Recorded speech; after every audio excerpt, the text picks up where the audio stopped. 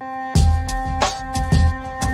and gentlemen, big hairy news.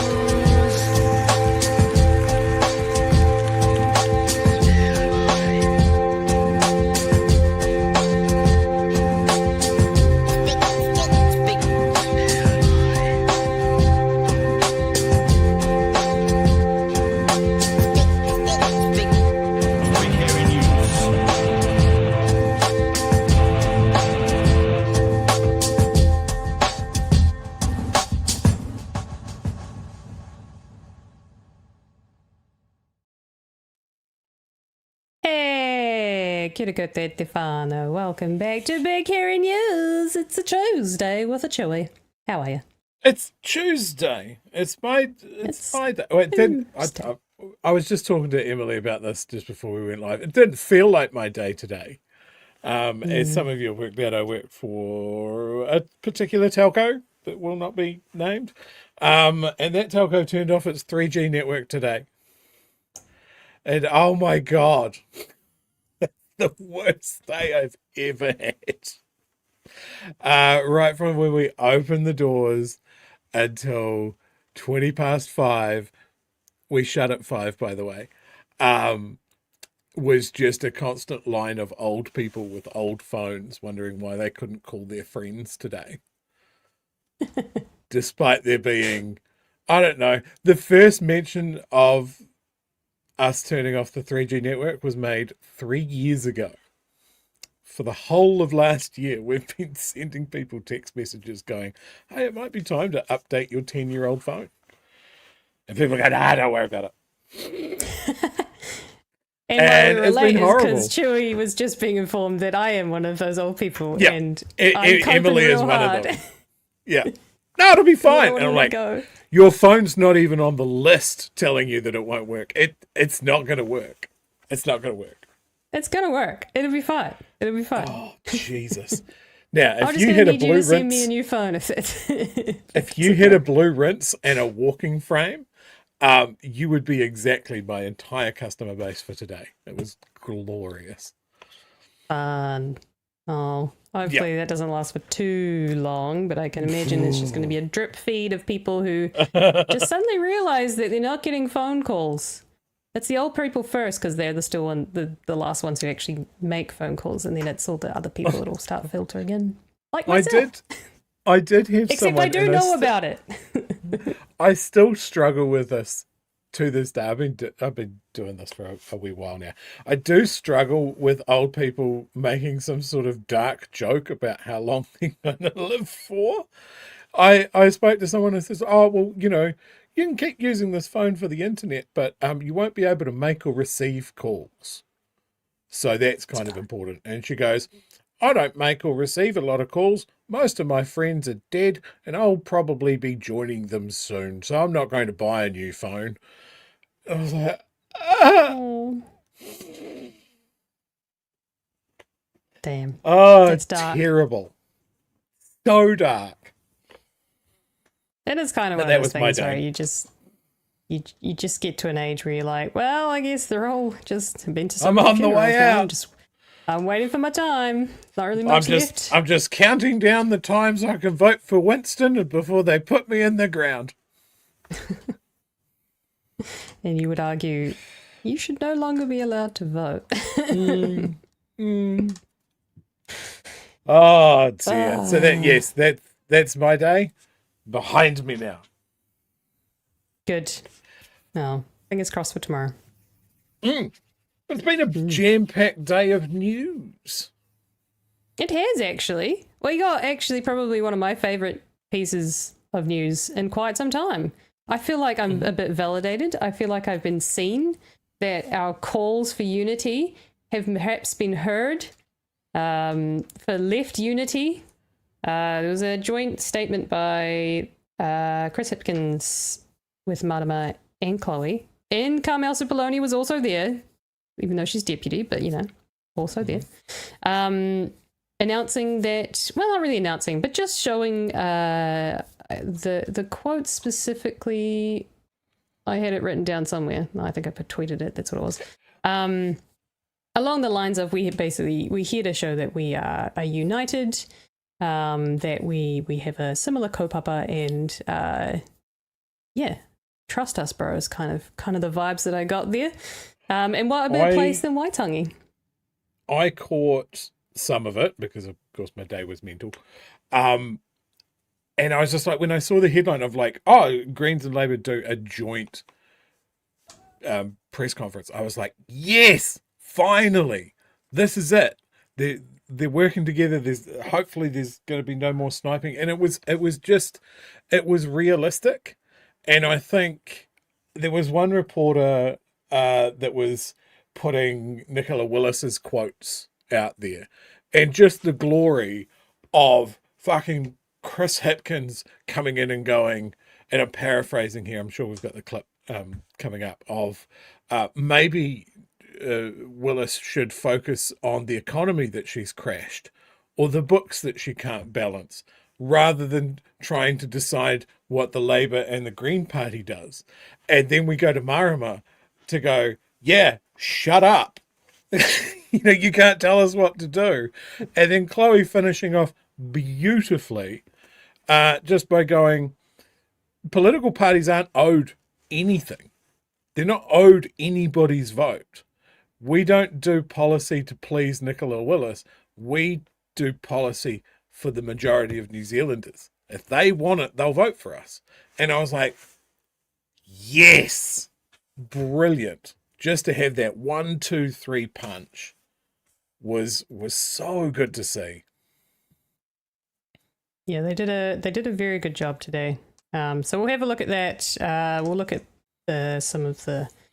we'll look at the way they opened it, because I think that's quite nice to see, as well as we'll look at that Nicola Willis back and forth, which is very quick, but it's not very good for it. Just didn't come off well at all. And later we're also looking at the New Zealand driver's license changes. I don't know if you saw that today. I did. They've proposed. It's gone to its final consultation, I believe, and those changes will come into effect January 2027. So we have a look at what's happening there. And I think we need to talk about the Epstein files. But just briefly, I'll do my best to be brief. Obviously, you can go down a rabbit hole. This show is known for being brief. Well, just 5-10 minutes, quick adventure, in and out. It'll be fine. We're going to Epstein's Island. Until something actually happens, or there's consequences from the things that are coming out of the Epstein files, I think it's just up to people to just read the headlines, and because there's so much. There is so much we could talk about with it. But specifically, we'll talk about it because there's some New Zealand implications now. So there's a couple of people from New Zealand in the Epstein files. Peter Thiel, which Peter is Jackson? not surprising. Oh, No, Peter Thiel. Yeah. Cool. Which is not surprising to anyone. Of course, he's like just about every billionaire, multi-millionaire has made their way into the Epstein files, because the man use the upper class and the billion class like his pawns. So, yeah. Yep.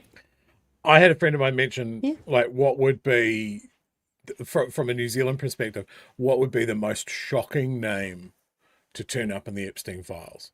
And just to stress, this is a fun mental exercise and definitely isn't based in reality. And the answer that he gave me was Jason Gunn. What would you do if Jason Gunn turned up in the Epstein files? Who realistically would be in there? Yeah. I mean, the people that we're going to talk about are kind of like, oh, that's surprising, but also kind of makes sense. But like, there's even not really our level of elite. Yeah, so right? even our level of elite, for the circles that Epstein moved in, ours is still charmingly irrelevant.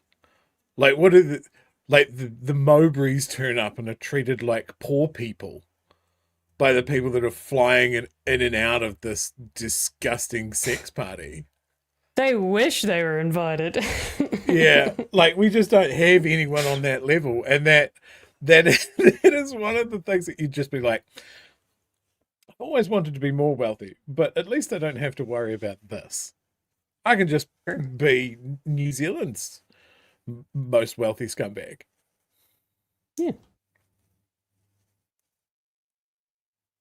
Did I just disappear for a second?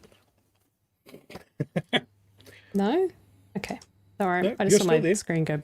Okay, my screen just No, went black and I was like, you're still it's there. with me. It's with me. No. Right. Well, I think we should get into our thank yous before we get too carried away with. Just going to write this down. Before we get too carried away with all the fun stuff tonight, starting with our patrons. I say a big thank you to our patrons. You can join us over at patreon.com/bighearingnews if you'd like to support us. You make the show possible every weeknight, as well as some of our other podcasts on the network. We're doing some big things this year, maybe, hopefully. I hear rumours of exciting things that may be happening. Yes. And Secrets. yes. Which may have been possibly revealed to some patrons. There's a bit of behind the scenes stuff at our Saturday meetup that we had. So if you'd like some of the behind the scenes stuff, or you can get some of the interviews that we do, if they're pre-recorded, you'll get those before everyone else, as well as behind the scenes about merchandise that might be coming. If you're a patron. Otherwise, you can also go to bhn.nz and you can go to the shop and you can get yourself some wonderful merch to support us also, such as hoodies and t-shirts and mugs. Ooh. Was there a message? Mugs that I needed to relate? Yes. It No, was. I can find that. Pat would like us to pass on some information, but I don't remember what it was. It was One is it second. an email. Oh, it's one of this the is two, so good. either a text or an email. He sent me a text message. Oh, an email, I think. Oh, maybe it was an email. Yes. God, we're so good when he's not around, isn't it? 26 mugs sent out today. That was yesterday. So people can expect those to arrive in the next few days. Might pay to let people know that if they buy this week, Pat's in Waitangi, so we'll not be packing your orders, so they might be slightly delayed. But still buy them. Yes. He's also taken a bunch of stickers to Waitangi, and I think this is just for me, but I'm just going to keep on reading on like it's an auto prompter. I'll say hello to Chloe when we meet up, just for you, Chewy. Aww. What a lad. Yes, so we've still got our mugs, we've still got our pins, we've still got our stickers, but yes, Pat's and Waitangi. So if you do order this week, you might not receive it till later next week. But yeah, that's where you can go. Another way you can support us. Or another way you can support is just sharing, watching, chatting in the live, and yeah, keeping us entertained. And we'll entertain you. Love reading the chat. Alrighty, let's get into it. A day of unity. A show of unity, perhaps, probably more specifically.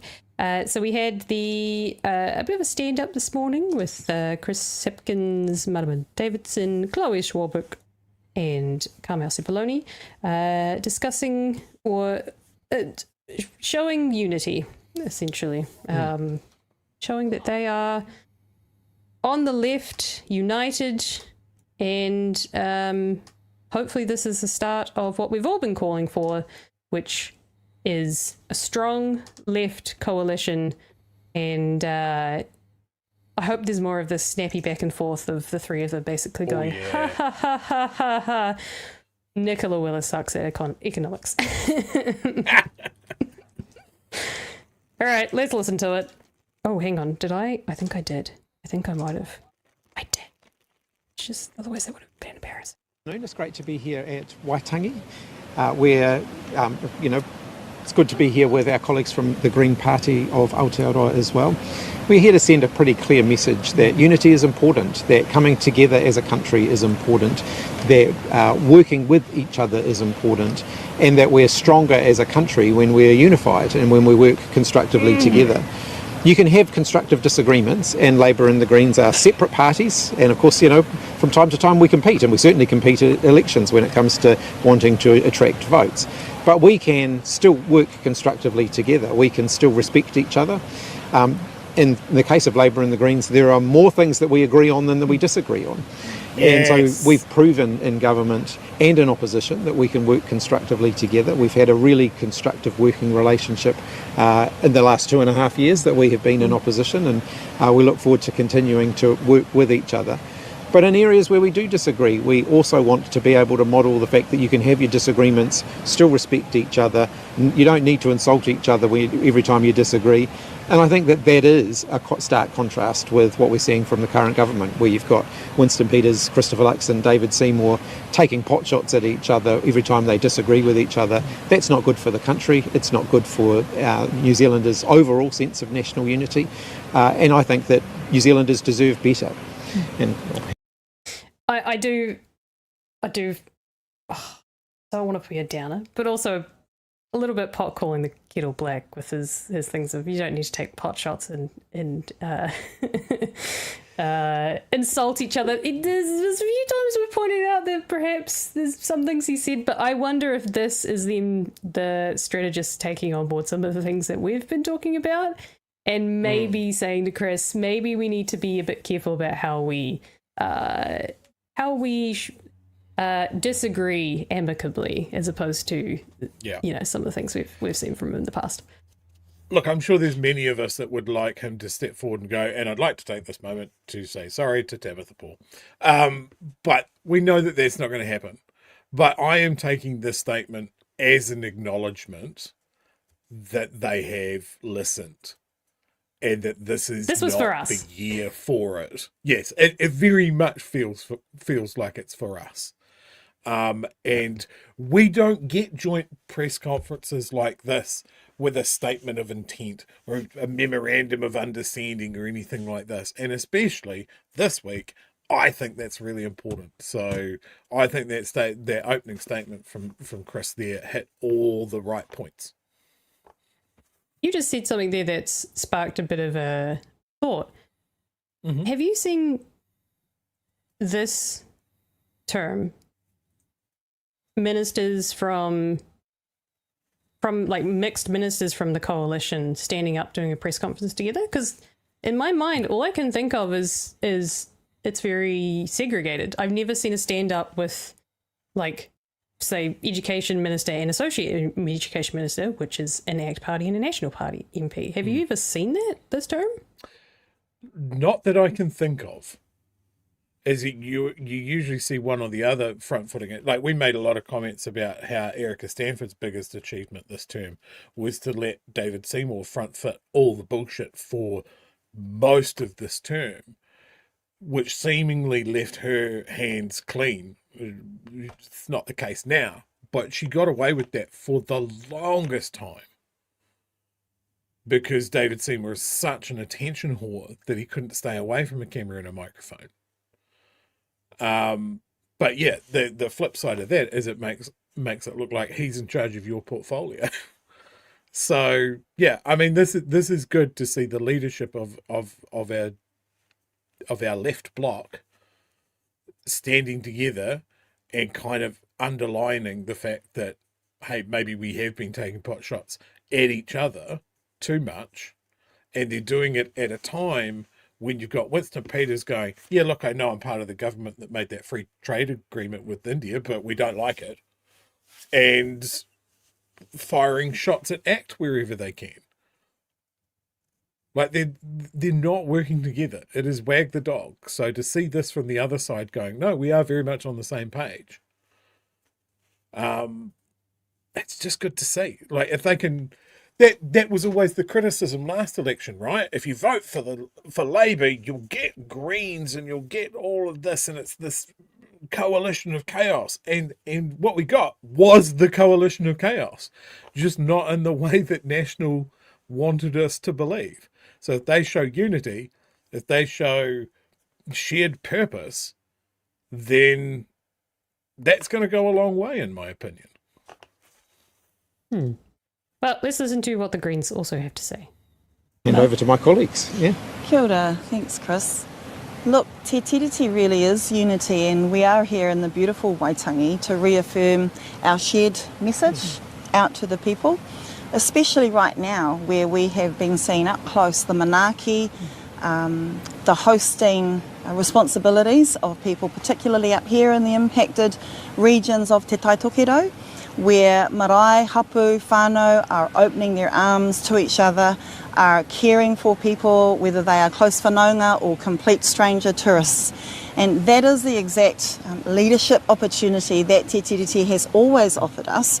We know how important it is, especially for people around Aotearoa right now, to be able to show this message that we can share together, to be able to show that Te Tiriti requires leadership to step up and take the guidance of the community, actually, the communities who, especially over the past term, have had to mobilise against this government's attacks on Te Tiriti, attacks on Te Ao Māori, attacks on our connections as tangata whenua and tangata tiriti, and have said no. And so we're here very simply to share that message. We know that people have been getting pulled and hammered left, right and centre from this government. We know that people need to see what is on offer, what else is possible for Aotearoa. So that's all it is. And Chloe, I'd like to ask if you have some few words for the people. Just wanted to say, obviously, endorse all of those messages. People have New Zealanders need to know that they have a really incredible opportunity in front of them this year to choose a government that will prioritise both people and planet, and they're looking at those who could be leading that. Happy to open up. They're looking Pretty at good. those that could be leading That's it. pretty good. Well done, Chloe. Yeah. Yeah, it's cool stuff. And that whole So, press conference was like that. Pretty much. Yeah, it's pretty much a back and forth of. It was great to see. I can quickly show you we'll have a quick look at the Nicola Willis. That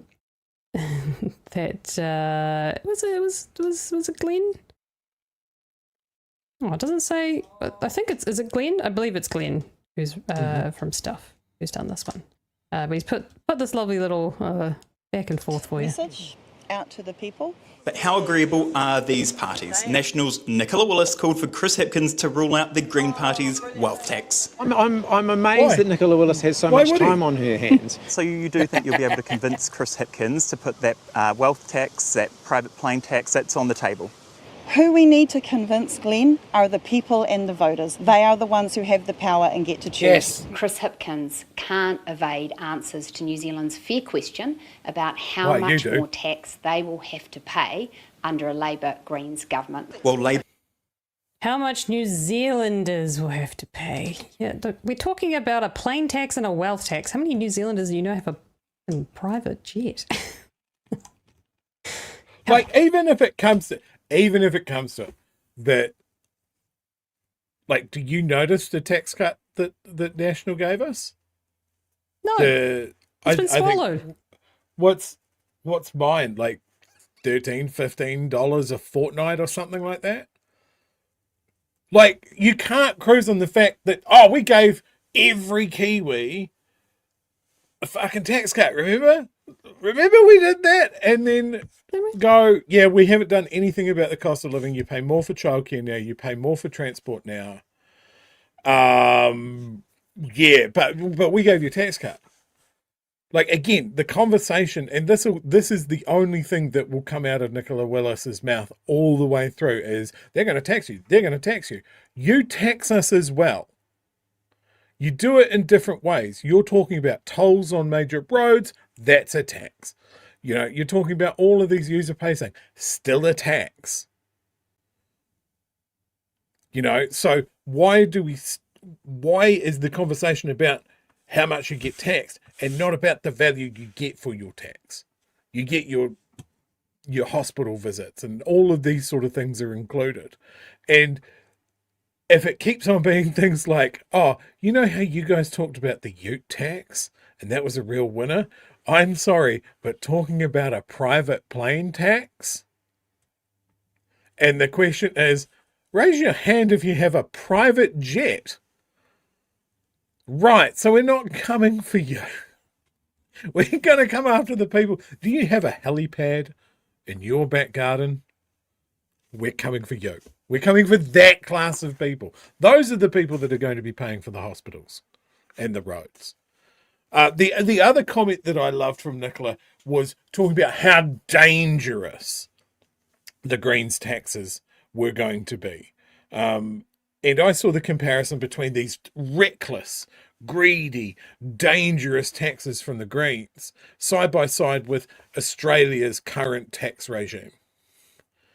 And it is almost exactly to the percentage, to the dollar, the same as what is working for Australia. And my only criticism there is, we need a 70% tax band for, let's pull a number out of thin air, $500,000 a year. Just anything about that 70% tax. And we would be looking at a country that could build things and do things and provide a level of comfort, support, service that this country hasn't seen for decades. That's what we need to talk about, because Nicola Willis doesn't have anything to argue against that. We've had a year of this. Do we want more? Do you feel back on track? Could be looking at a future government, says Chloe. Love it. So here's that full question about the wealth tax, plain tax, in full. And Chloe has a great little bit afterwards, which I think you sort of highlighted before, about people have the power to choose. It's on the table. Who we need to convince, Glenn, are the people and the voters. They are the ones who have the power and get to choose. And if I can just, underscore precisely that point. No political party and no politician is entitled to anything at all. And to go back to the point on polling, Auckland Central back in 2020 put me in third place in 3 separate polls. But by virtue of being on the ground and taking policies to the people which would actually meaningfully, tangibly improve their lives, we made history. And we did it again in 2023. And that is the point that we want to try and get across here. We are different political parties. Very clearly we have different propositions for the public. But we also have core shared values to prioritise the well-being of people and planet. That's the message that we're getting across here. But you'll see our differences when it comes to our policies throughout this election year, and New Zealanders get to decide. So in saying... Woohoo! She adjusts her sunglasses, and I think she made the wrong choice. She put them further up. She should have just put them down. And just went, that's it. And then walk off. Look, again, really, really strong. And I want to call back to the times that we've had Chloe on the show. That has been her consistent message, is that they need boots on the ground. They need to be talking to people. They need to just really do the work in convincing people, because that is the antidote to what will be an absolute crushing wave of paid for advertising that's going to come out of Acton National, because they're war chest going into you can't compete. You can't compete. There's so much money on that side of the fence that the left just does not have. So then they need to counter that with connection with people, like getting on the ground and convincing people, having those conversations. And that is something that Chloe has said right from the get-go, that no political party or politician should take for granted the fact that someone's going to vote for them. And that sounds really hungry. And that's what they need to be if this is going to work. On Well, I guess what you were just saying about boots on the ground. I think we've been really lucky in the last 6 months or so. We've just seen in America that money is not the be-all and end-all on winning elections. We had Mamdani win with a measly budget compared to Cuomo. Was he up against? No, he wasn't up against. Well, no, he was, because Cuomo went independent. But yeah, boots on the ground, door knocking, so many volunteers that basically helped Mamdani spread the message and win the election there. And we have just seen Texas flip as well. There was an election there, I can't remember exactly what it was, but again, tiny minimal budget up against big budget Republican, and the Democrat won. And also the other thing too is that we've also seen progressive and more socialist policies also win. So they're popular. They're popular if they get their time in the sun, because there are more of us than there are of them. And like Willis is going to talk about the tax cuts and how it's better for every New Zealander. The argument is it? Really? Are you sure? Because that's not realistic to think that small amount of money, that tax cut was spread so thin, did anything for middle New Zealand. So we have to get people out of potentially, well, two holes. I don't see my vote making a difference, so I'm not going to, as the traditional challenging hill to climb over. If more of those people had thought that their vote had a value, we would have had a different result in the last election. Like, it's that close. It's always down to a couple of thousand votes. It's so small. And then the other hill to climb is the people that are tribal in their votes. The middle New Zealanders that vote for National because that's their team for whatever reason, for whatever views they have of the National Party. And I think the question is, really? Are you sure about that? We're in a 30, National is the party of business. They're the party of the economy. Well, then why are there more small business liquidations? We're at a record high of business liquidations at the moment that hasn't been seen since the last time National was at the helm. So they're not the party of business. They're the party of big business. Big business donors, overseas conglomerates. That's who they're for. Not for mum and dad investors and people that have a local business. No. That's the engine room of the economy right there, and they don't give a damn about any of them. Or maybe these people just don't like Māori, or they don't like woke things. We have to push them out of that culture war space and go, look, you can vote from a self-interest point of view, but honestly, hand on heart, did this government do something good for you and your family? Because I think if someone's going to be honest about it, not really. So yeah, these are the conversations that people need to have with people. I think it's that face-to-face human connection and getting out and being brave and having those conversations. It's not like on the Facebook comment section where you call someone a cuck and then kick over a chair. Like, you might be at work, you might be at a pub, sports team, whatever. But those conversations of who are you voting for this year and why, that could spark something. Start in your community. That's what Chloe's told us to do. So I think we should do it. I mean, but you can't start a podcast. I've already done that. It's true. There's only so many podcasts. Not saying you shouldn't, but just, real life conversations might also be helpful, I guess. Oh, maybe. Who knows? Right. Chippy was also on the Herald that is now. And Ryan Bridge had a question regarding overturning, or whether or not Labour would overturn some of the things that the government have done, specifically talking about the treaty.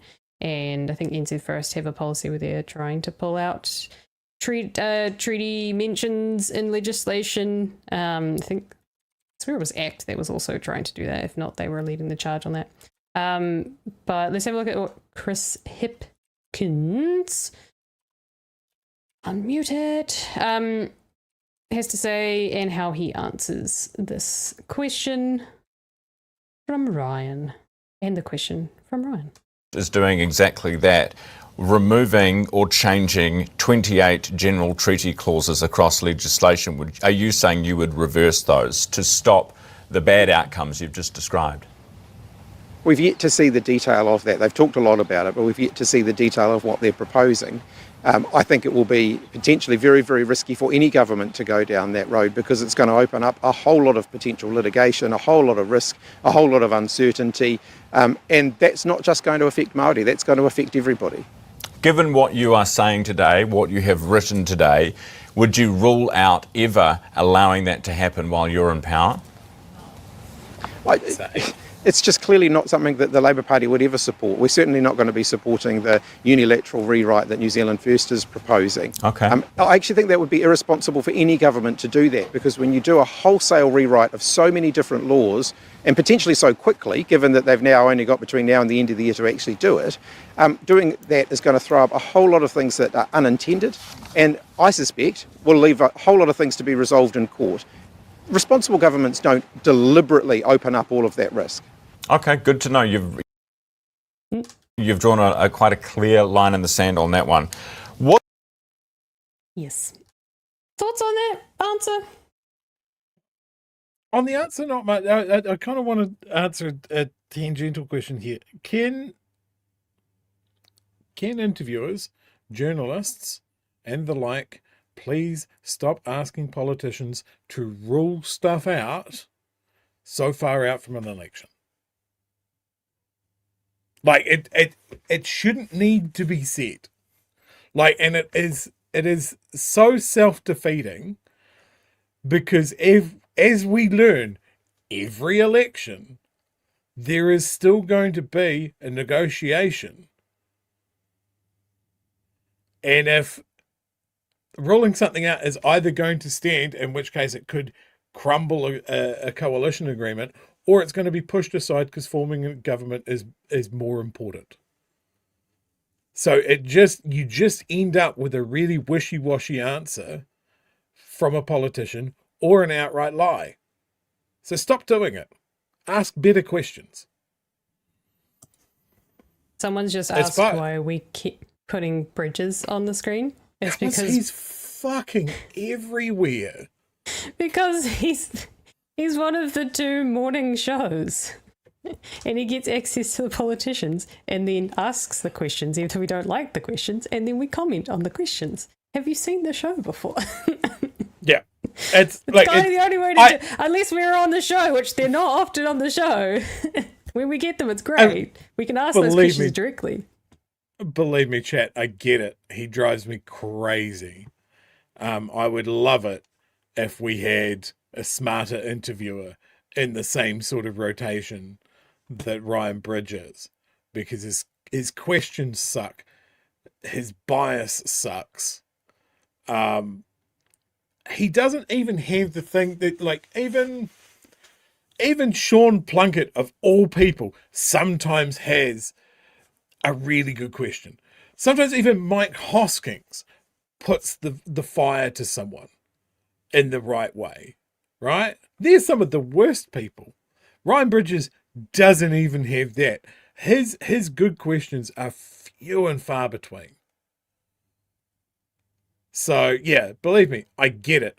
But he is everywhere, and he is the person talking to the people that we want to find out stuff from. It is a real torture for us here, believe me. As much as it is for you to listen to him. He's not good. Well, that's everything from that. It didn't really make the front page news. The Penny Hinare exit. was pretty much the headline in terms of politics today. A bit of an awkward thing, I think, there with Chris, where Penny may have made the announcement earlier than the press release, and there was maybe an embargo until that, and he got caught out saying, I'm not going to talk about it until Penny, he says himself why or what, and but I think he handled it actually very well, where he just shrugged it off and was like, oh well, I'll let him speak to it. It didn't seem like a big deal. I think everyone, definitely the press were pressing very hard for him to answer what his thoughts are on it. They wanted the story to released. be that there's ructions and Labour's caucus and all of this sort of stuff. And it's just like, well, we haven't seen that yet. So what is there for me to comment on? It was super awkward, but dealt with really well by Chippy, of just a very human reaction of like, well, no, I don't think it's what you say it is, and I'll wait till I've spoken to him before I make comment. Yeah, cool. Next, please.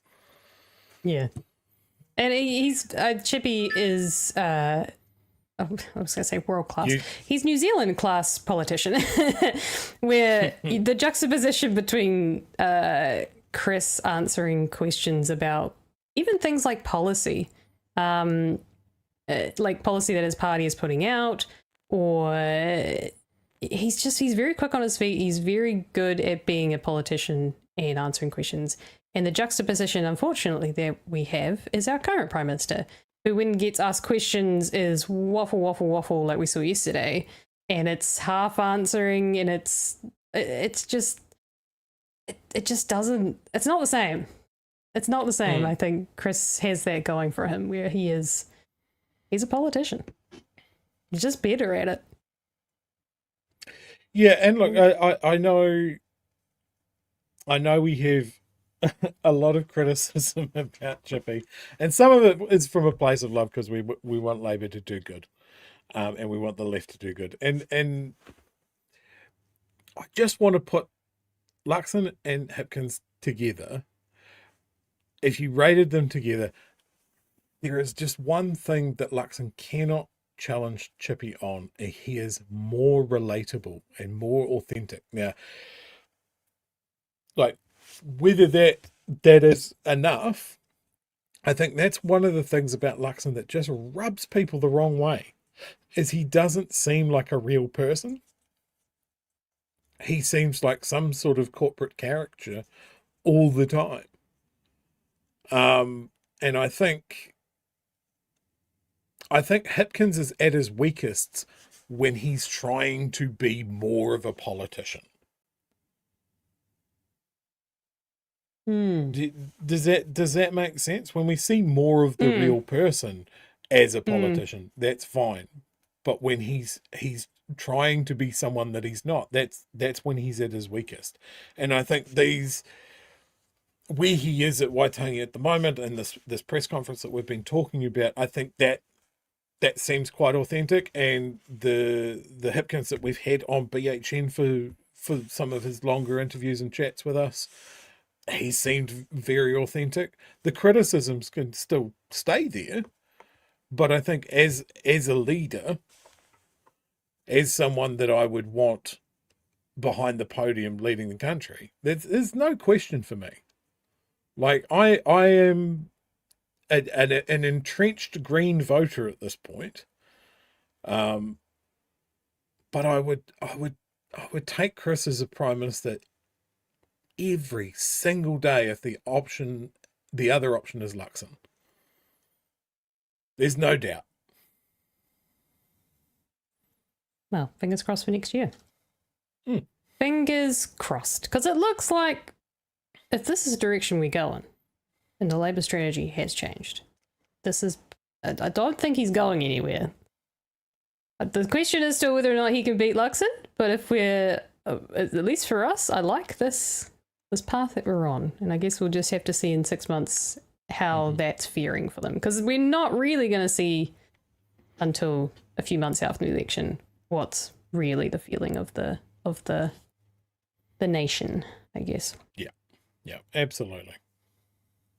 Right, we got some super chats that are piling up on us. So let's get through those. Citizen Gold for $2 says 277 days. Just that. Mostly away from keyboard tonight. If you're wondering what AFK is, guys. Tiki Webber for $5 says lukewarm take. Overall, the driver license changes are good, especially for rural areas where public transport is non-existent. Okay, we'll have a look at that next. I have some thoughts. JC and the Pigeon Cat says, given Trump's unpopularity here, even among most of the right, do you reckon highlighting the Cox fondness for him could be worth a go? That is a great question. I don't know. Yeah, I honestly don't know with that as well. My personal preference would be to keep as much American politics and conversation about Trump out of our own election as possible. I think there is a tactic there. Well, I just don't think that there's any good that can come of it. Like, whoever is in government is going to have to deal with the basket case that is American foreign policy and economic policy. And I think it can stay unsaid. I don't think slinging an attack line at the government going, well, you're a bunch of Trump lovers, is really going to take us anywhere. I don't know. I could easily be convinced another way on that, but I want election conversations about New Zealand. I want conversations about what is best for New Zealanders, not how we deal with the Americans. Now, there might be crossover there for obvious reasons, but this is just of an outside, a long-standing desire for honest conversations about our politics. And I think when we involve what's happening in America, then it just becomes culture war. And it just gives oxygen to the weirdest people that are New Zealand-based Trump fans. And maybe they don't need oxygen, both metaphorically and literally. Yeah, well, I guess only time will tell. Because America's doing crazy things, and 6 months from now, again, we don't know what America's going to look like. So let's just we'll deal with that when it comes, I guess. Trick Nut says just a boring late fee with internet issues. It's in the ballot. Chippy's Angels. Great to see him with his 3 future deputy prime ministers. Well, interesting thought. Peter says you forget blame Labour. Some human thumb. Citizen Gold for $10. Thanks, Citizen. If Ryan gets the politicians because he's got a morning show, when can we expect the live BHN Brekkie show? Oh, dear God. Chewy I'm not at my best in the morning. Magenta will probably bad as well. We'll all hate that. Unless it starts at like 3 in the morning, maybe. We are the breakfast show for the night shift workers. We're gonna stick with that. Actually, back in the day when I had a little radio station, I used to do a breakfast show, and my co-host Reese would have to come and pick me up. And 9 times out of 10, he was chucking shoes at my window to wake me up because I would sleep through my alarm at 5:30 in the morning, every single time.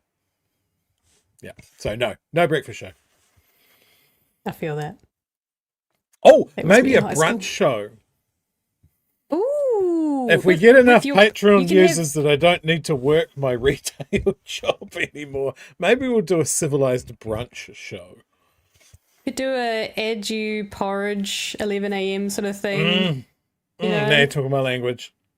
And is there anything more champagne socialist than a brunch show? With porridge too. With porridge, with Danish porridge. Yeah. Yep. No, good. Lock it in. Put it in the dream journal. That's what we're doing. Let's see if we get our billionaire funding, and then that might be a possibility. Pay Chewy's wages for how many years? $1 billion? I don't know. Yeah. A lifetime? Yeah, I'm sure high. I can make that. Aim high. Alrighty, we need to get into our chicken story. The driver's license has there's been a major overhaul of the driver's license system. It's in its final proposal stages. These changes will likely take effect next January. With the biggest thing being there will only be one practical test. So you won't need to do your second practical to get your full license. But we have a look at the One News article and which outlined all of the changes that are going to happen. Now, did I mute it again? I think I did. I need to double check this. Did I mute it? I didn't mute it this time. Your driver's licence may soon become more straightforward and cheaper. The government says the current system is inefficient, expensive, so it's proposing have only one practical test instead of two. And that would cut nearly $100 off the cost, bringing the total fees down to around $260 instead of $360. It wants new safety measures, including a new hazard perception test and a requirement to keep a clean driving record. As well, a licence would be... What was that? It's already in it. Like, hazard detection is part of the full driver's licence test. Ask me how I know. Where did you get that, Chewy? I got it last week. Oh, ouch. Oh, look, it wouldn't have affected me anyway, because this affects drivers starting the process from January next year or something. Oh, wait, yes, so I still have to do a full test? Yes. The full test is a piece of piss. It's the restricted that is hard, which I guess is the whole part of this, right? As someone that has recently gone through this process, the restricted test is an absolute bastard, and it should be.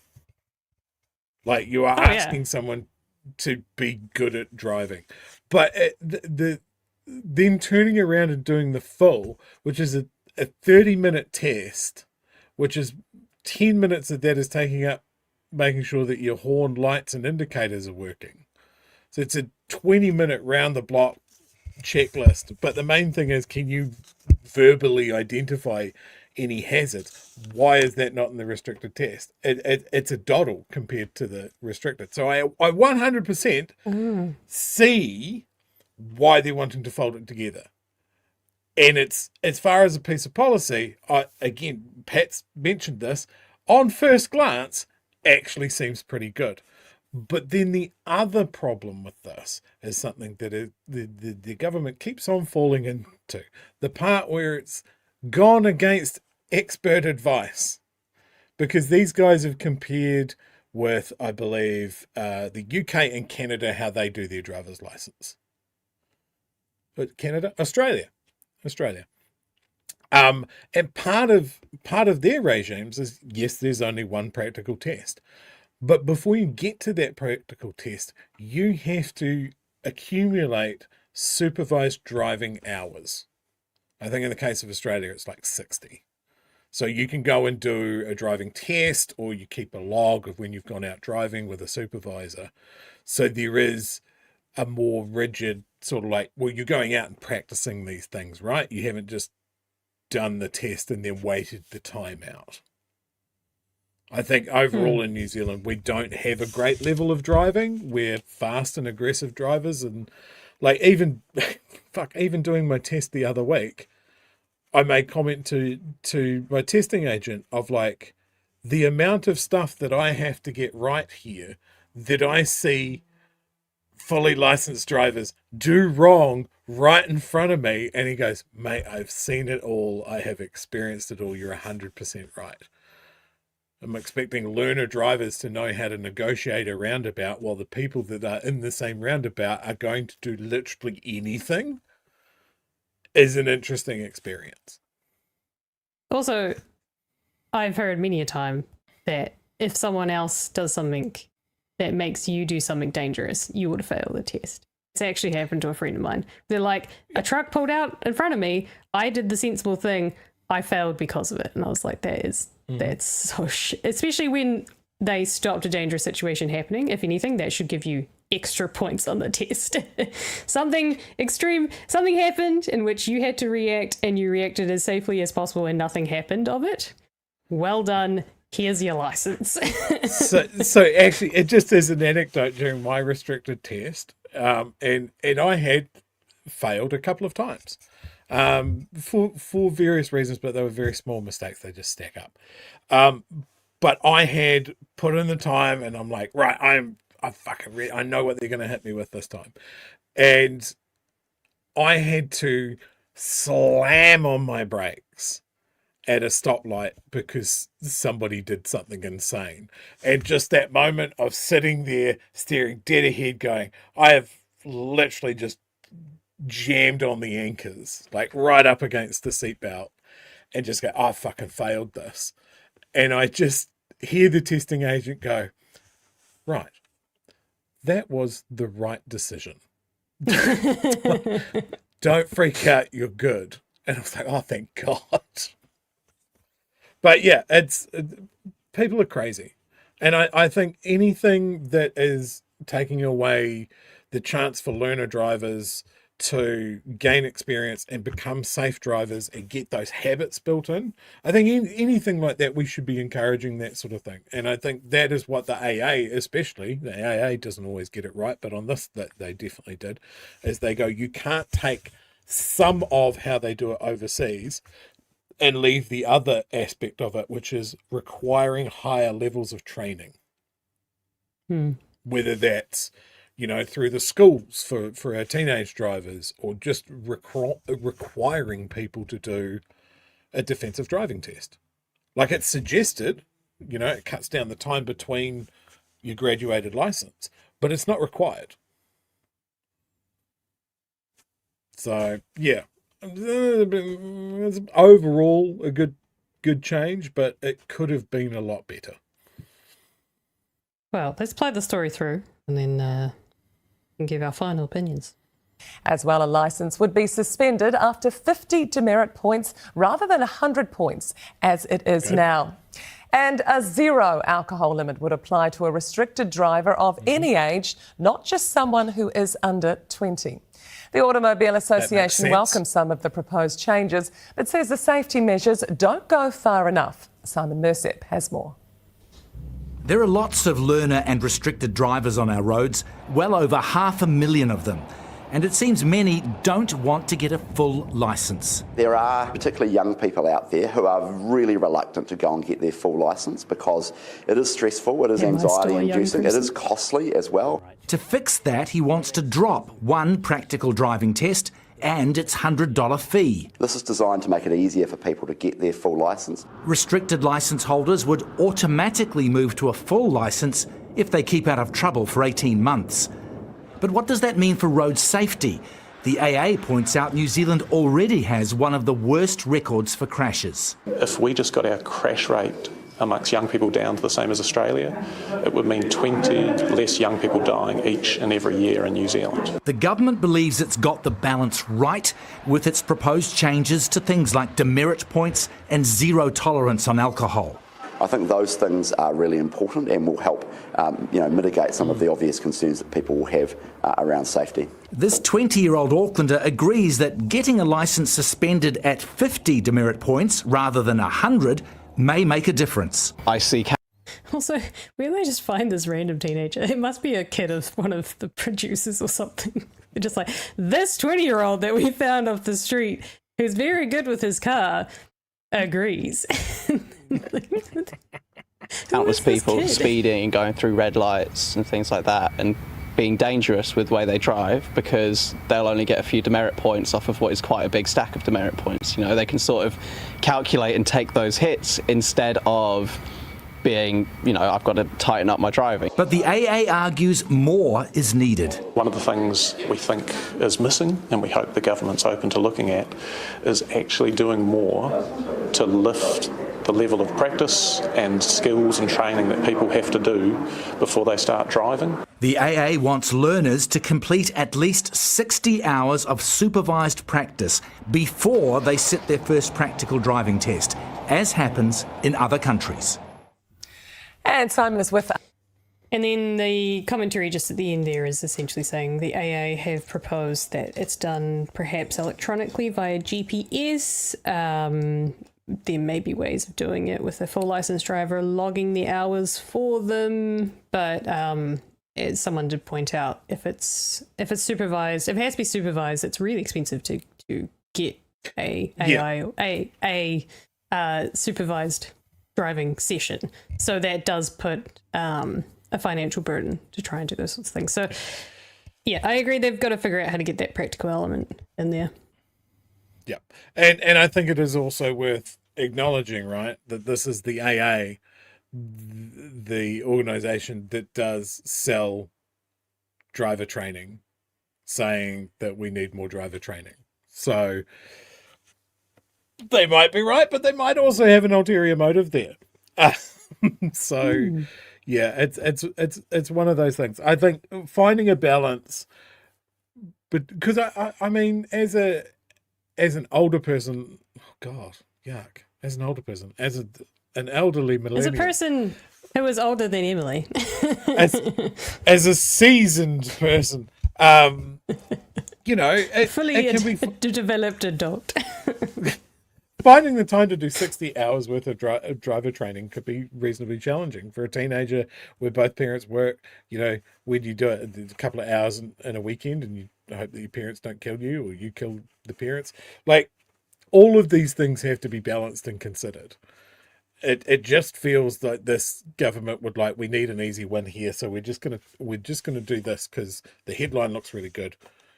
On the first pass, it's a really good idea. Will people look past that? And I think this may show us in the fullness of time that maybe more thought needs to be given to this sort of stuff. You know, will we see a measurable change in our crash rate? I think there's some great things in there. Like the zero alcohol thing, that's a fucking no-brainer. Right? The 50 demerits thing, lose your license if you're learning or on your restricted, well, it's just your learner license, isn't it? That's also a no-brainer. There is probably more good than bad here. But as I said before, better than nothing could be better, though. I have a question. Actually, no. Never mind. I don't have you a question. You did, and it's gone. No, I did, but it's we're past 10 o'clock. Questions can wait. I did want to point out that I did see this on Blue Sky. This guy called Ben Tails, I assume that's how you say your name, says, I'm no fan of the current New Zealand government, but I have a PhD in traffic psychology, human factors. I also published an analysis of the New Zealand graduated driver licensing system. He might know what he's talking about. Changes to he thinks that these are good changes to the current system. Goes on to say the learner period is the safest, so it makes sense to increase time on it for under 25s. There was never really any clear benefit from the second test to get the full license.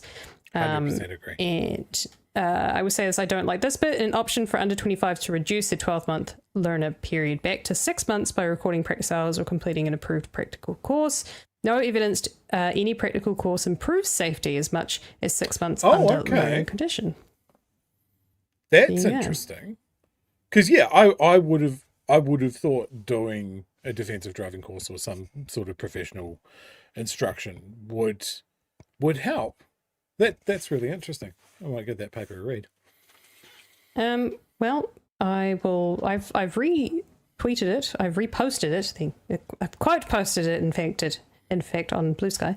So you can go and find the link there. But to give some context to the paper, intro, the New Zealand government driver licensing system is designed to allow novice drivers to gain driving experience under conditions of reduced risk. Method to examine the effectiveness of the driver licensing system. An analysis of how the crash involvement of novice drivers changes as drivers move through the system was undertaken. Crash profiles were created by data matching New Zealand license and crash databases covering a time period from 1999 to 2006, so quite controlled. When was this published? It was published in 2010. Results, the crash profiles show that the initial learner period of the system is relatively safe and the time at which novice drivers have the highest rate of crash involvement is during the first few months of solo driving. Makes sense. Analysis uses logistic regression. Using logistic regression also showed an effect of age and gender, with higher crash involvement associated with younger drivers and males, in addition to individuals who gained a full license within, that's it. But you get the idea. So that's what that paper's about specifically. So that's where their commentary is coming from. Again, that was under the 2000, whatever the system was between 2000 and 2006. So, they were again different, but yeah. The more you know. I think you've annoyed me though, because you just said that I still have to do the full license test, and I don't get grandfathered into the new system. It's not fair. I suppose that does kind of make sense, because there's things that I didn't have to do in the restricted that I have to. But does that mean that I have to do the new test, which means I'm going to basically have to do a restricted test again? Or am I still able to do the original test for full license? Because that would be absolute bullshit. Yeah. If I had to do the restricted You should look test into that again, there would be an uprising of people. So you have your restricted now. I have. I fucking fought for that shit. Yeah, me too. I feel you. How long have you had it? Yeah, think about it. So go and get your full. Just smash it out. Honestly, it's a doddle. Pay for it. But it's an absolute doddle. It is, do your indicators work, and tell me how you're not going to kill us both verbally. And that's it. Oh, I'm very good at doing that. Go round a roundabout. You know, what hazards are there? And you do that 3 times and you're done. You're done in half an hour. But you got to do the 3-point turn. You've got to do. You? Actually, I don't know. Yeah, I know a lot of people have said that It's- they went to do it and they're just like halfway through, they're just like, yeah, just head back. We're good. Honestly, the biggest part about the full driver's license is the hazard recognition, which is why they're saying, well, we'll just add that into what was the restricted test, and we'll just call it the full driver's license test. Job done. So yeah, and I agree with that, because the restricted test is hard. I think it has something like a 60% first pass rate, maybe even a little bit lower than that. You can actually look up the pass rates for your area as well. It is meant to be hard. I don't think I know anyone that's passed it on the first go. The old test when I was a teenager, I know a few people that definitely did, but the new test, like, there is no way any of those people would have passed it on the first go. Talk to your parents about their driving license test. If you want to see what a horror show it used to be, like, can you hill start this Ford Anglia on a cold winter's morning? Well, you did, so I reckon that's good enough. Here you go. I actually have a friend of mine who got his license in the army. Because he joined up as a teenager, and I'll show you the vehicle that he got his license on. Is it like a little convoy thing with 6 people in the back? No, what the fuck? Yeah, Wait, is that so what the it army was? has a range of vehicles you could learn to drive in, but use this little armoured car. And yeah, if you don't roll it, here's your full driver's license. Congratulations. Where's the windscreen? How do you see out of that? It's Is it just like a periscope? You, Is it you literally? open the hatch, your head's out the hatch, and you're just, I'm driving a little tank. That's so cool. But I man. see, I did see a comment that the new full driver's license test should have a new component, which is navigating a McDonald's drive-through, and I 100% agree. I 100% agree. It's the most shocking spatial awareness of driving a vehicle, of going through a McDonald's drive-through. I was surprised because that was one of the things I was so excited to do. Was the first time I got to drive through a drive-through, and then also drive through a drive-through by myself, which was even more exciting. But yes, you do not realize how little room there is in a drive-through when you're still like learning the spatial awareness of your car. So I'm pretty sure I curbed it. Or just actually, the one that got me, like it still does, is the ticket machines and getting close enough to the ticket machines because I'm small. So I think even if I did get close enough, I would still have to undo my seatbelt to reach out and pick the thing. Like half open the car door, reach out, grab the ticket. It's so embarrassing. I fucking hate it.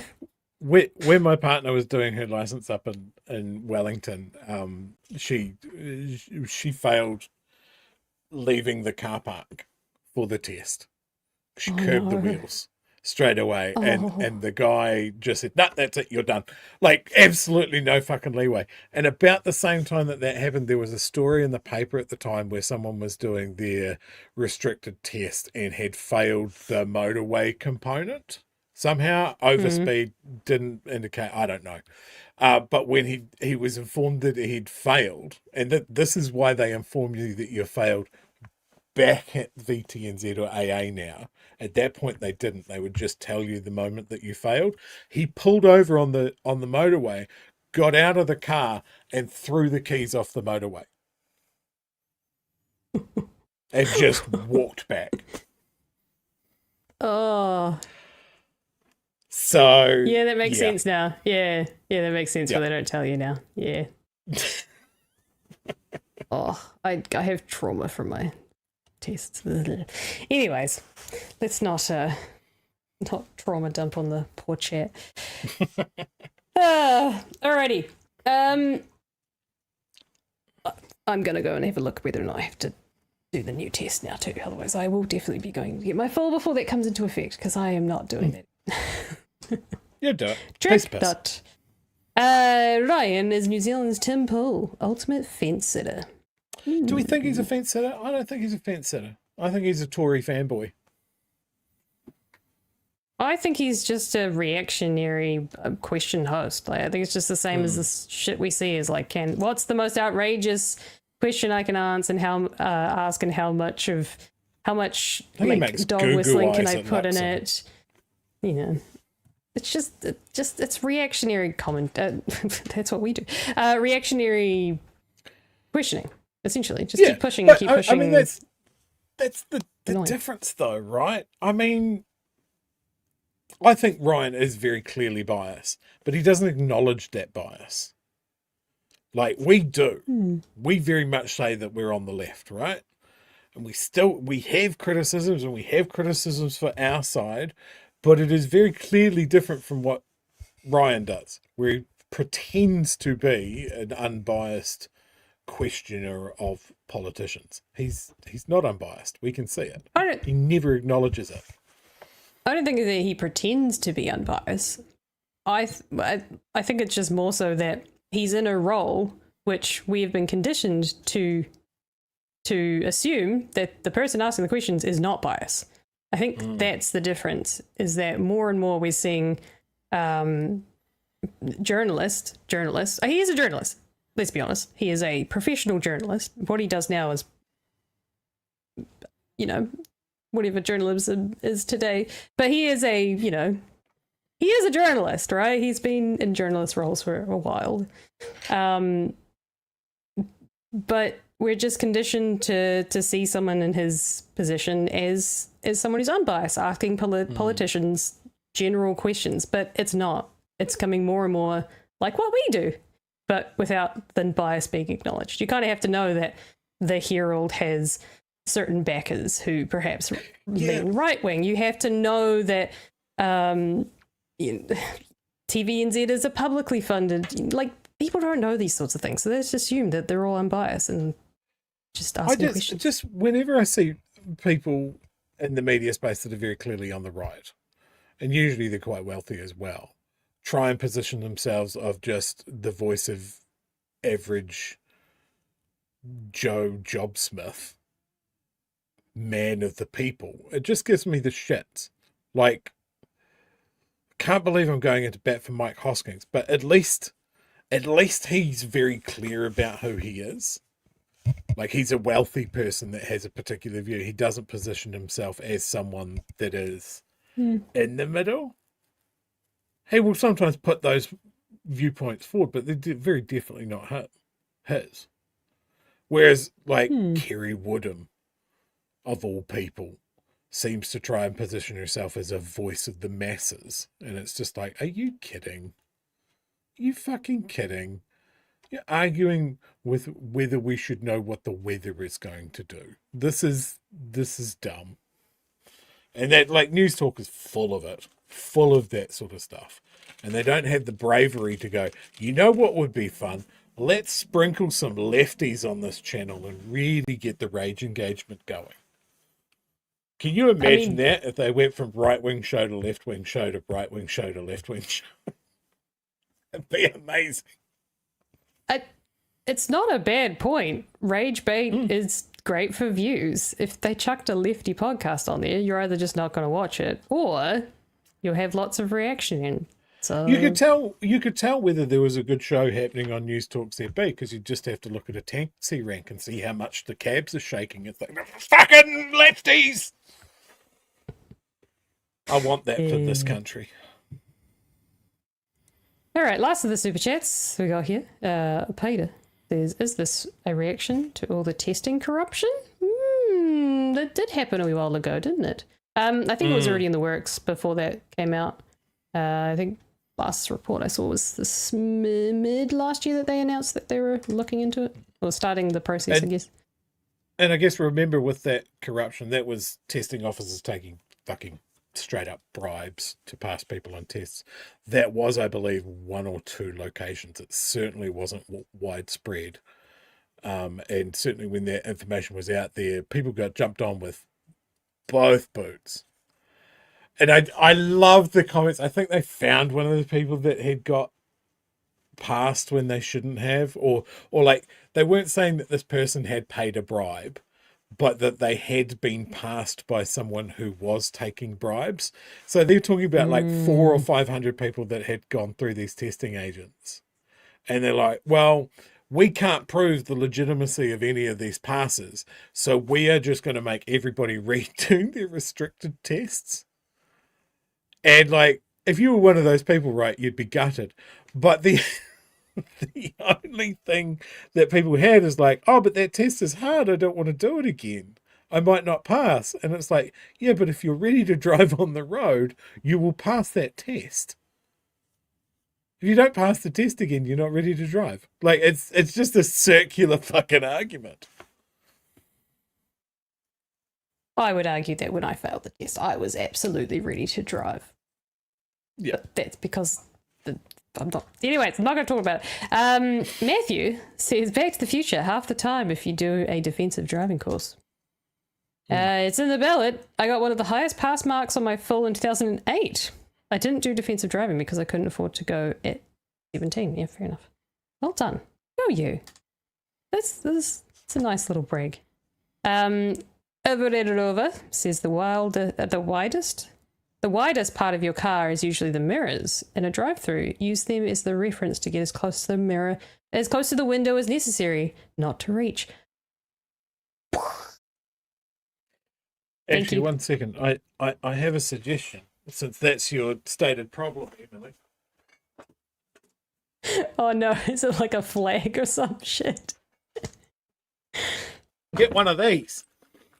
Oh my God, You pull up somewhere. By the time I get that out of the back seat. I'll get my parking ticket. Pass my McDonald's bag. I don't want to break the wind mirrors, you see. Hook your car just to go boop. Well, that's really just so awkward you when know I don't... why I have that is because my dog hates it and I chase her with it. And please clip that part. It's cinema. I'm sure someone can do that for us. Alrighty.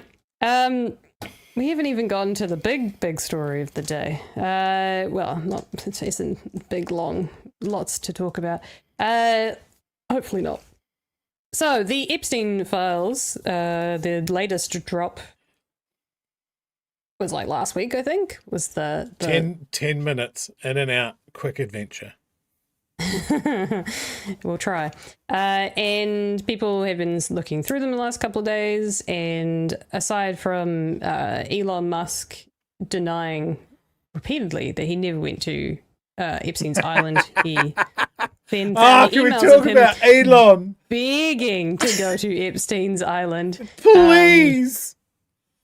Please, can I come to the sex island? I've ever been ever so good. Girls for the win. The world's most deeply unfuckable man. Oh. Which is saying Imagine that. something, because the people that are in these files, you would Pretty argue, unfuckable. pretty bad. Can you imagine just being such an unlovable dweeb that you do this fawning email that can I please come to the island? And the answer you get from Ghislaine Maxwell is, actually, we're not doing sex parties anymore. We're shutting it all down. We've stopped the whole thing rather than having you come round.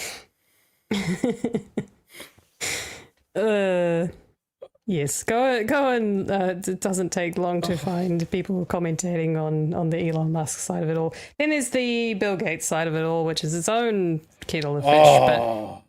But so gross. We can talk about that at a different time. Oh, and then there's also the Prince Andrew of it all. Formerly known as, I love this, Andrew, formerly known as Prince Andrew, is now his correct title. Formerly known as Prince. Literally every time I've seen him mentioned, it's Andrew, not even last name, just they usually just refer to him as Andrew, formerly known as Prince Andrew, yada yada yada yada. It's just a really rub salt in the wound. Just like you remember, cast your mind back to Pizzagate. When the chat was, there is this cabal, this international cabal of political and moneyed elites stealing children and keeping them in the sewers underneath major cities around the world. And it's kind of true, but the people that were saying that it is people on the left, they're the ones doing it. And it's not in the sewers, it's in a Caribbean island, because why would you go to the sewers? And the same people that were talking about Pizzagate, they're like, oh no, it's all, like Trump said he's been vindicated. And I'm like, there's nothing that's come out so far that's vindicated that man. That man is a child rapist. Like, oh, Jesus, why would you even question it? But I think the most disturbing thing about this is every time they release it, it's all scandalous. You know, we're talking about Elon Musk, we're talking about Bill and Melinda Gates, we're talking about Stephen Hawkins for some reason. What the fuck? Oh, I haven't seen that one. Oh, I'll look into that. Yeah, that was in the previous one that he's been on the guest list. And how does that even work? And the royals from multiple countries, and you just see these emails and you go, this is how they operate, this is how they talk. It's gross. These people are not an elite at all. They're just grubby, mucky people doing shady, despicable shit, and the overall feeling is that there's not really going to be any consequences. You know, Noam Chomsky with some despicable views on women, talking to Jeffrey Epstein after his sex crimes conviction, of going, oh, you know, these ladies, they're always making shit up. I've had to deal with it. Just despicable people. Like, I don't care if my best friend came out and he was found out to be a rapist, I'd cut that motherfucker loose so quick. Could know that man for decades. If it turned out that he has the skis of that level, it would not matter. But these people are like, oh, hi, Jeffrey, I've spent some time on your island and I hear about your recent legal problems. Is there anything I can do to help? Yuck. Yuck to all of these people. But where are the consequences? There are none. Oh, I'm sorry. Formerly Prince Andrew needs to live in a smaller house. Okay. No, it's just Andrew, formerly known as Prince Andrew. It's just his name now is just Andrew. Andy's had to downsize to the 27-room, 15-bathroom shed down the back of his dead mum's estate. What the fuck? Where's the justice? And like, this has been bubbling along for ages. Years and years and years. The people that have made accusations, but of course, because they're young women, they get ignored or they get murdered. One or the other. You know, it's they commit suicide because of the trauma, which is even sadder. Oh yeah. Do we believe that Jeffrey Epstein killed himself? No. Is it going to matter? No. Is Trump going to go for a third term? Yes. I'm going to bring a new guest to the show because we're talking about this, right? You saw this yesterday. It's my emotional support seal. So dumb. It's so dumb. And it's just so a printed. Fat. Oh no, he does have a little bit of a snout. A little bit. Snout. You can do that. Just a little bit. Well, that's my emotional support seal. Not allowed a real one. Well, you're going to have to hug it for a Talking little bit about longer. Sex Assault Island. That's what you need. You need the cuddly seal. Well, would you like to learn a little bit about the Sex Assault Island, perhaps? So, the reason that I'm bringing this in, because we talk about the New Zealand side of all of this, to which there is. But if you didn't know, and this is not brand new, but this is obviously because it's all coming out. There's a Kiwi couple who managed Epstein Ranch, and they also worked at his notorious island. Oh, Jesus Christ. You don't put that on the CV, do you? Well, what were your responsibilities on the Epstein Island? I arranged delivery and cleanup of lube. I threw the bodies in the sea. A Kiwi couple who managed Jeffrey Epstein's sprawling New Mexico ranch also travelled across his other properties, including his notorious island in the Caribbean. Bryce and Karen Gordon managed Epstein's Zorro Ranch in New Mexico from early 2000s, a former colleague told Stuff. The pair cooked for Epstein, making sure that fine details such as the table settings were completed to the disgraced financier's specifications, i.e. Epstein. They were very organised people, the man said. They were probably the best thing that ever happened to the ranch and made changes as soon as they started there. Certainly not the worst thing that happened. Oh, Jesus. So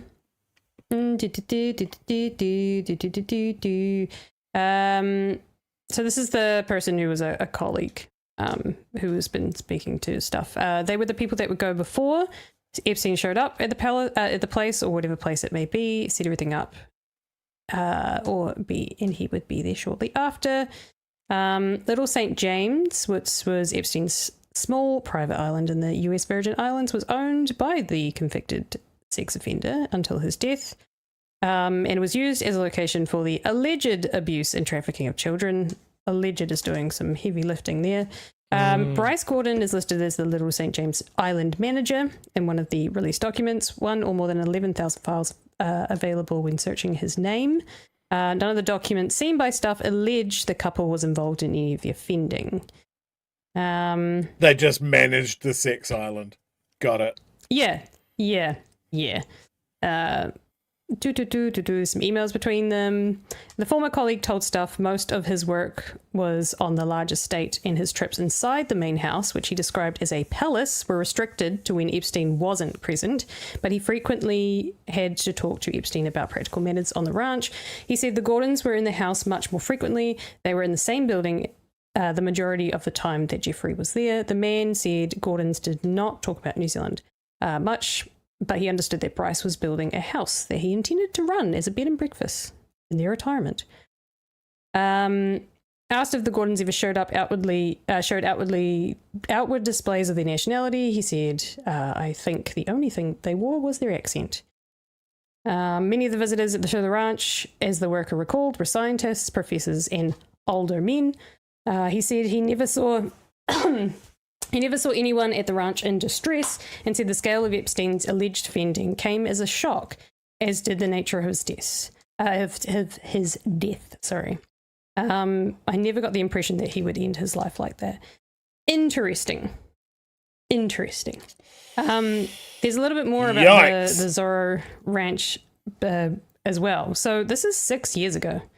Zorro Ranch has not been searched to this day. The ranch managers have effectively disappeared since last year.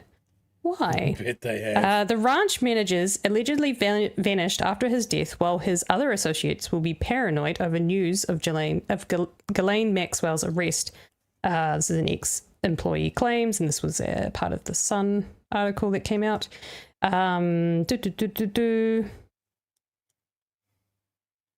all know about that. Epstein's huge pile?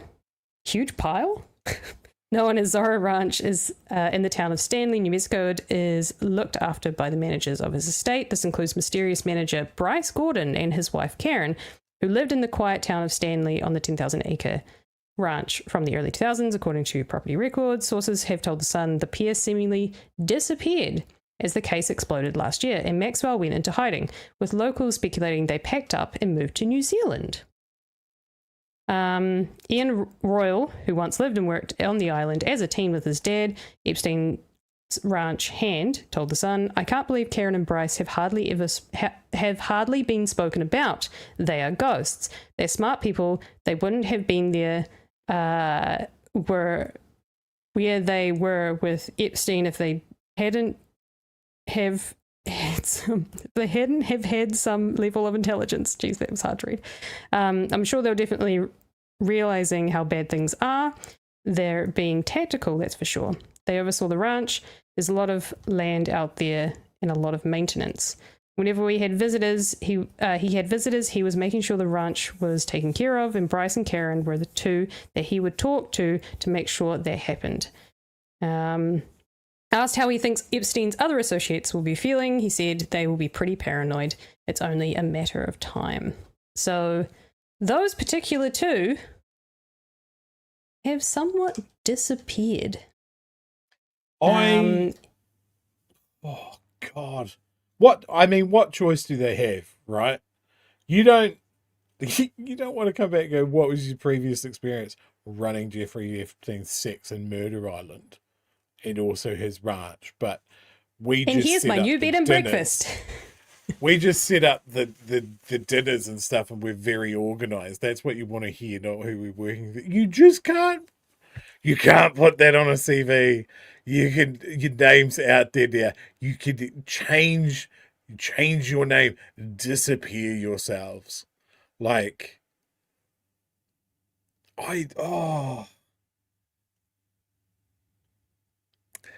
I don't know. It's real hard to how would you not notice all of this?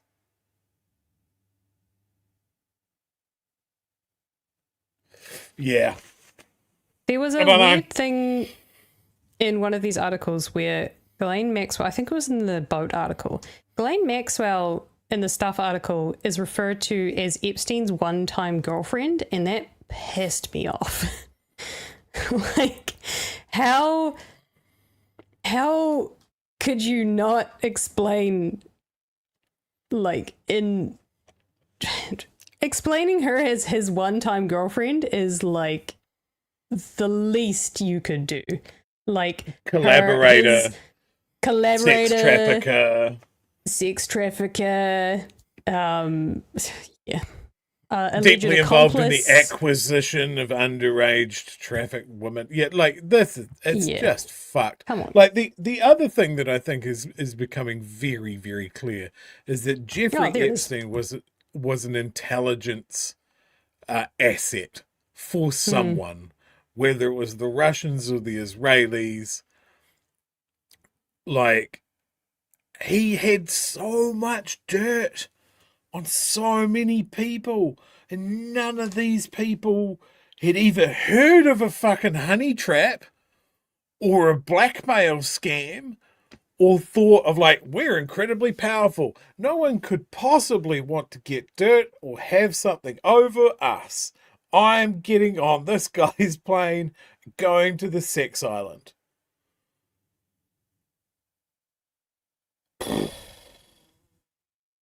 There's someone like Bill Gates who realizes that you've just got the clap and you're giving it to your wife. So the best way you can find to solve that particular problem is email the guy who owns the sex island that you got the clap that you gave to your wife, and you beg him for some medication that you can surreptitiously give to your wife. Holy shit. What a dirtbag. So there's no mystery why Bill and Melinda divorced now, by the way. That's it. Not anymore. No mystery anymore. That's for sure. Oh, yuck. Do you want one more to pop off about? Go on. Okay. Do I need my need my cuddly seal? It's Maybe. okay. I only get you out for the sex abuse related stories. So that's the Kiwi couple who managed the island, and there might have been and the yacht I think was the other one, and there was also the Otago the Otago University thing, but that was like a pretty long shot in terms of connections. But there is an author and an academic from Auckland University, who is a Brian Boyd, who is the academic on the author of the book Lolita. And if you don't know what the book Lolita is about, I can give you a very... Oh, can I give you a very, very... Yeah, you know, Chewy. Yes, it's a famous story. Synopsis. It's a famous story about I think a university lecturer becoming infatuated with a 12-year-old girl. And it is apparently, for unknown reasons, one of Jeffrey Epstein's favorite books. Yeah. So, sorry, he's a former... Brian Boyd is a former University of Auckland professor, but he is considered the world-leading scholar on the Russian-American writer Vladimir Nabokov, who is the author of many books, including Lolita. So this is someone who's spent like a good 40 years, not only on his other books, but basically the inside and out of this writer, who's the academic has been, or Brian's been, deep into the world. And one of the things that he really wanted to write about or write a book about and dive into was the book Lolita. And then I guess because of its controversies and how it was written and how it's a weird book. It's a masterpiece to some people. It's also really problematic. There's the moral of writing this, but also the morals of... I don't know. I haven't read the book. I'm sure this guy knows all about this inside and out. But the funny thing is, okay, so he was speaking at a conference that the Harvard University, I believe, was holding. The Center of Evolutionary Dynamics. He's one of the speakers there. He crossed paths with Epstein after being invited to speak. They had breakfast, and Epstein, who, as you can imagine, was rather interested in this particular author and this particular book. So obviously Brian, being the leading expert on this writer and likely the book, they had conversations, and he asked, hey, I could help you fund the next thing you want to write. And I'm sure through the pipeline that he had maybe heard that Brian wanted to write a book about Lolita. Essentially, Brian was like, Sure, sounds interesting. I don't know. I'm sure he's never met the guy. He probably actually never really heard of Jeffrey Epstein. I think that's a reasonable assumption to make because it wasn't as big of a story worldwide than it was in America. Obviously, it wasn't like at that stage. Yeah. At that stage, yes, he had been convicted in 2008, but like this was, I think, 2012 when he met with him. So I can kind of forgive the guy for that. It was later that he emailed him again and was like, hey, just wondering if you were still considering about the payment to help me write this book about Lolita. To which he never heard a reply from. And so everything fizzled out. And when he started to see all this stuff blow up about Epstein, he decided to cut contact. Smart move, my man. Smart move, my man. But this is what I just want to point this out because it does seem this is not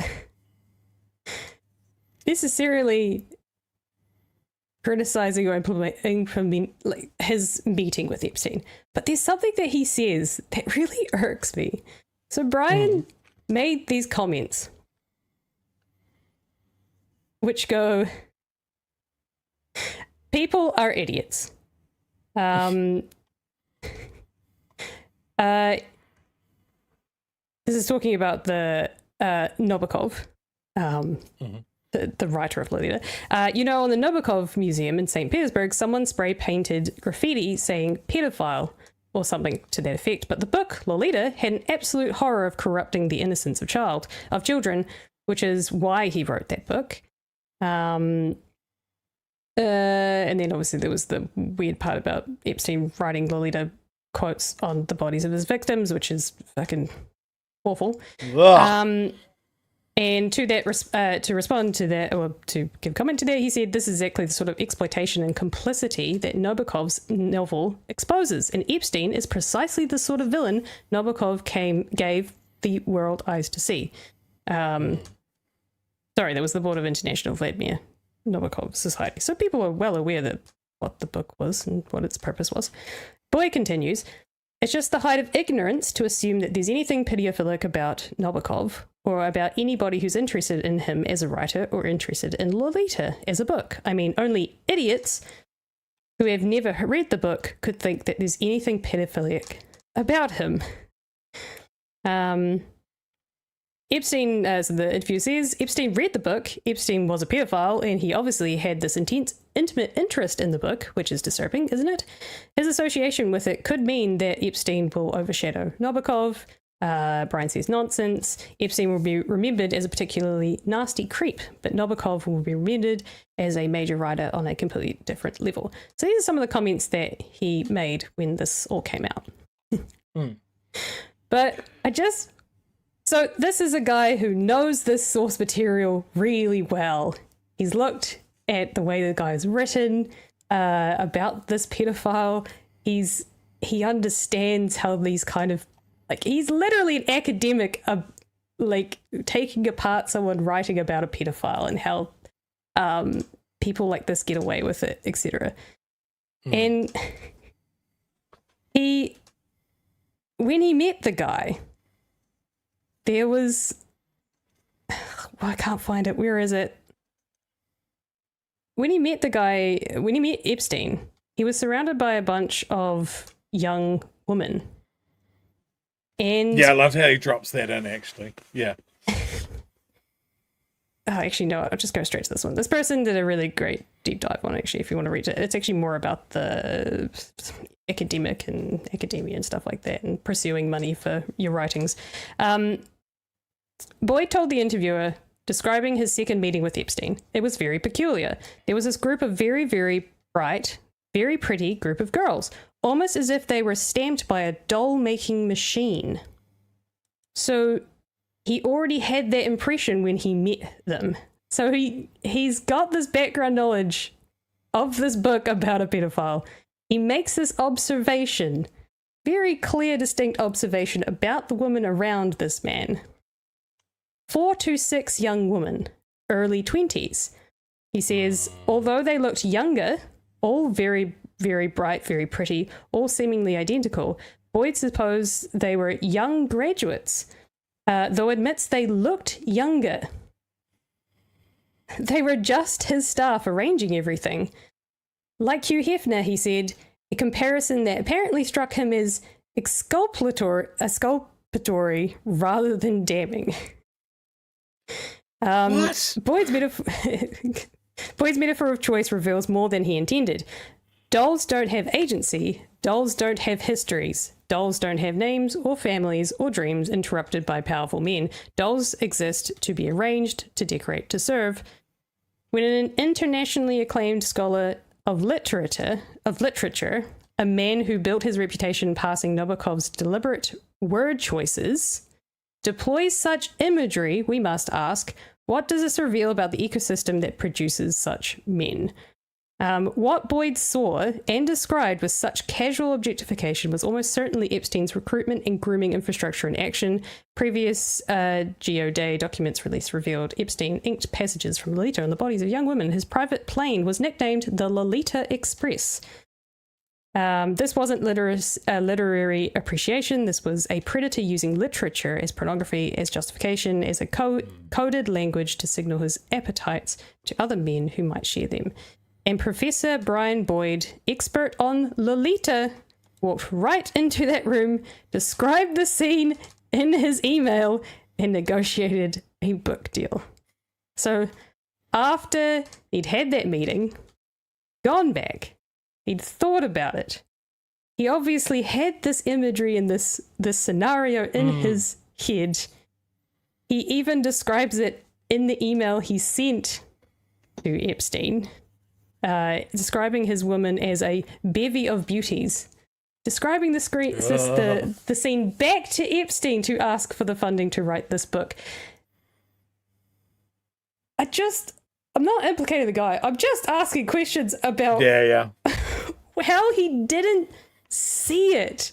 I think the goal to call people idiots. That's what it pisses me off. He then goes, I think these he people are absolutely idiots to not understand Nabokov. Well, fucking you're an idiot because you didn't bloody see a pedophile sitting right in front of you when you spent your life's work looking at it. It's just fucking dumb. I think he absolutely did. But what he also saw was a pedophile with a big fat checkbook that would pay him a wage for a year to write a book about a special interest. Like, are there people lining up with big fat checkbooks to pay you to write a book about a book, especially Lolita, as an academic? No. So I think this guy definitely had the nous to identify what the fuck he was walking into and can now do a victory lap going, yeah, but I didn't take the money and I clearly knew that he was a creep. Yeah, this hasn't cast you in the golden light that you hoped it would, my dude. And yeah, like I can see what he's saying. There are people that look at art and see something that the art says to them that says something different to everybody else. My perfect example of this is, of course, the co-opting of the term snowflake from the book and the movie Fight Club, which was a critique of toxic masculinity, and some of the most toxic bro dudes have latched onto that as a way of insulting people that they don't agree with. Or The Matrix, people not realizing the commentary that it was making that became clearer and clearer and clearer as years went on, or borrowing the term red pilled to see the truth behind things. And the truth is apparently MAGA.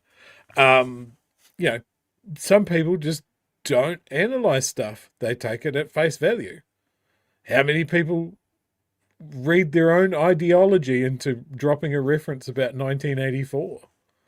Big Brother is watching, He's right about that. But I think he 100% knew that he was dealing with a wealthy pedophile who had an interest in the book about a pedophile and young girls. And that's the surface level that he took on it. He was like, oh, this book that I love is a critique about what a fucking monster I am. No one makes that fucking leap. Yuck. Yuck, yuck, yuck. Yeah. Also, the words he uses in the interview kind of also says a lot about what he thinks. He says Epstein was a bit icky. The whole situation was a bit icky. Gave me a yucky feeling in my tum-tum. Well, this, like, it just, yeah. It's pretty... My dude, for an academic, you've chosen some pretty poor words. But yeah, that's just one that I thought we'd point out, because if you're going to call people idiots for misinterpreting a book, I think we're more than welcome to call you an idiot for misinterpreting a man surrounded by very, very young adult women. Yep. Anyway, that's all. Yep. Fun times. All right, last of super chats, and then we need to go.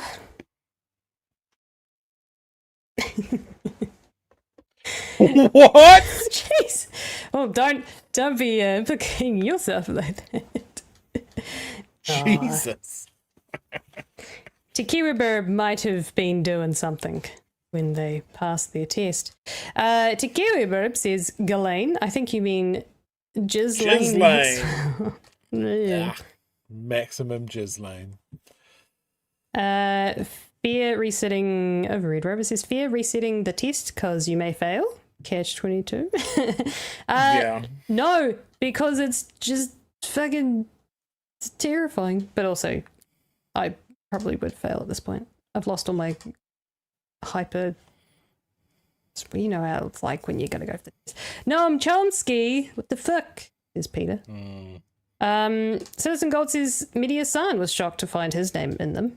Well, kind of makes sense being a political commentator. Yeah. Oh god, I had it and I lost it. There is backstory to that. Apparently, someone sent Jeffrey Epstein a YouTube link in an email to a debate that Mehdi did in 2013 about Islam, which kind of went reasonably viral at that stage. But yeah, this is the whole thing. If someone emailed you something that you did and emailed it to Jeffrey Epstein, then you're in the Epstein files. Your name comes up on a search and you're just like, oh, fuck, no. It's the accompanying files that also come with that search, I think, is what we're all obviously looking for. 8 Vasta says this is one of the many reasons why we shouldn't have billionaires. Yep. Power corrupts. Power corrupts. Power corrupts absolutely. Something like that. Maybe it should be more like billionaires corrupt. I think when you get to Money that corrupts, level absolutely. of power and money and influence, less and less people say no to you. So then you keep asking. Yuck. What a mindset. What a fucking... Jesus, can't you just learn to fly a helicopter or have a private racetrack or do something fucking awesome going, you know what I'm into now? Young, unwilling women. That's what I'm going to make my personality about. I invented email or something. Yuck. Rover asks, how much did the Queen know about Andrew? I'm sure the Queen knew a lot of things about a lot of people in her life. I think parents know when they raise a shitty child. Like it's a bad one. Apparently Andrew was her favourite. Oh, yuck. What a broken family. All of that money and power and they're just broken. Well, that's us done for the night. Unfortunately, I hope I've made your day, Chewy, somewhat. Made you forget about all the other stuff that happened today and ended your day on a high note. Well, chat, start the clock. Note it down on your calendars. Not only are we counting down to the day for the election and us toppling this wretched government, but we are also counting down to the day that Miss Emily there gets her full driver's license. So we're all keeping track of her on that. We're going to hold her to account. I assume you drive around in a pink car that looks like a roller skate. I fucking wish. No, it's a sleek black Ford Focus. So. Is it completely murdered out windows? They're just completely black? I don't have the money for that. I'm trying to make you cool here in some way, Emily. It's not working. But yes, we'll ask for progress updates. You'll keep us all in the loop, I'm assured. I'm sure you will definitely find out when I pass my license. All right, that's it from us. We will see you tomorrow, I think.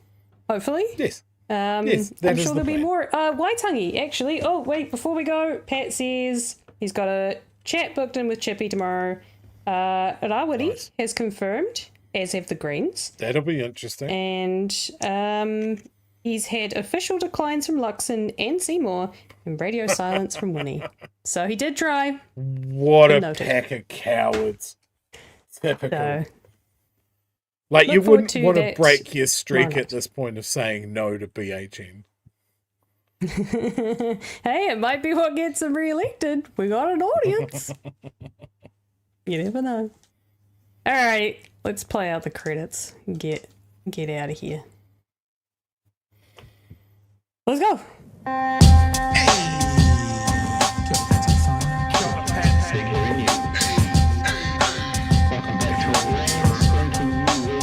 Help us settle a debate, whether it be thoughtful or funny, even if we're all creatures of hate.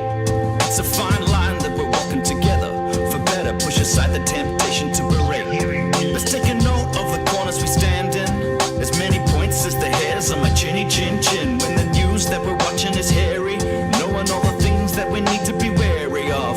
Like the rich have the hand out for rewards, while the many have to work out what they can't afford. And the rest of us ain't paying attention, or maybe have questions we're too worried to mention.